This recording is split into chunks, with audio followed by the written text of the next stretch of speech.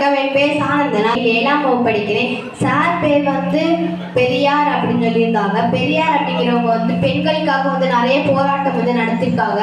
அதுக்கப்புறம் இந்த அவங்க இந்த போதைப் பொருளுக்கு உட்பட்ட 500 மரங்கள், சொந்த மரங்கள் அவங்க வெட்டியிருக்காங்க அப்படின்னு சொல்லியிருந்தாங்க. அதுக்கப்புறம் வெளிநாட்டுல இருந்து ஒரு ஊர்ல சின்ன வயசுல இருந்தே போதைப் பொருளை கொடுத்து பழக்கிடுவாங்க. அது அங்க ஒரு கலாச்சாரம். ஆனா அதே மாதிரி இங்கேயும் அவங்க விற்கிறனால நமக்கு தமிழ்நாட்டுக்கு நிறைய போதைப் பொருட்கள் இங்க இருக்கு அப்படின்னு சொல்லியிருந்தாங்க. அதுக்கப்புறம் சின்ன பிள்ளைங்களுக்குலாம் அவங்க சாக்லேட்ல அந்த மாதிரி நிறைய வச்சிருப்பாங்க அப்படின்னு சொன்னாங்க.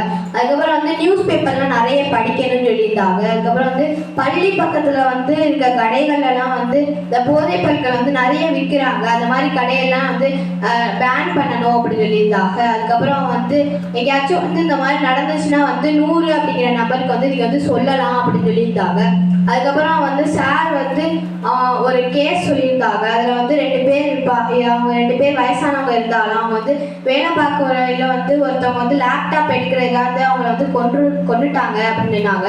அதுக்கப்புறம் எல்லாருக்கும் அதுதான் தேவைப்படுது அப்படிங்கிறாங்க அப்படின்னு சொன்னாங்க. அதுக்கப்புறம் சார் இந்த மாதிரி போதைப் பொருட்களை பத்தி நம்ம விழிப்புணர்வோட இருக்கணும் அப்படின்னு சொல்லியிருந்தாங்க. நம்ம அம்மா அப்பா அதுக்கப்புறம் ஆசிரியர் சொல்றது மட்டும் தான் கேட்கணும். வேற யார் சொல்றதையும் கேட்கணும் அவசியம் நமக்கு இல்லை அப்படின்னு சொல்லியிருந்தாங்க.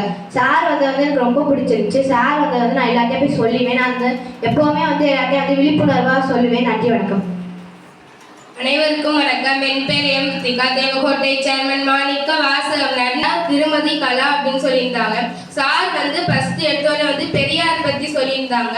பெரியார் இப்போ பனை மரத்துல இருந்து கல்லெல்லாம் இறக்குறாங்க. அதனால சொந்த 500 பனை மரங்களை அழிச்சாங்க. அதுக்கப்புறம் மதுவிலக்கு இதெல்லாம் எதிர்த்து போராடினாங்க. அப்புறம் பெண்களுக்காகவும் நிறைய போராடி இருக்காங்கன்னு சார் சொன்னாங்க. அதுக்கப்புறம் சார் சொல்லியிருந்தாங்க நம்ம எதுக்குமே அடிமையாக கூடாது. இப்ப நிறைய பேர் இங்க நடக்கிற நிறைய தப்புக்கள் போதைப் பொருளாலதான் நடக்குது அப்படின்னு சொல்லியிருந்தாங்க. அதுக்கப்புறம் சார் சொல்லியிருந்தாங்க இப்போ ஸ்கூல் பக்கத்துல எல்லாம் ஸ்கூல் பக்கத்துலலாம் ஒரு கடை இருக்குன்னா அதுல போதைப் பொருள் எல்லாம் பயன்படுத்துறாங்கன்னா அந்த கடையை பேன் பண்ணிடுறாங்க. சட்டப்படி ஸ்கூல் பக்கத்துல இந்த மாதிரி கடைலாம் இருக்கக்கூடாதுன்னு சொல்லியிருந்தாங்க. அதுக்கப்புறம் சார் சொல்லியிருந்தாங்க இப்போ ஒரு வண்டி இருக்குன்னா அந்த வண்டியில நம்பர் பிளேட்ல இப்போ தமிழ்லலாம் நம்பர் எழுதக்கூடாது. அதே மாதிரி அவங்களோட மதத்தோட பேரும் எழுதக்கூடாது. அதுக்கப்புறம் இப்போ ஒரு நம்பர் இருக்குன்னா அந்த நம்பர் மட்டும்தான் எழுதணும். அதுல பேர்லாம் எழுதக்கூடாதுன்னு சொல்லியிருந்தாங்க.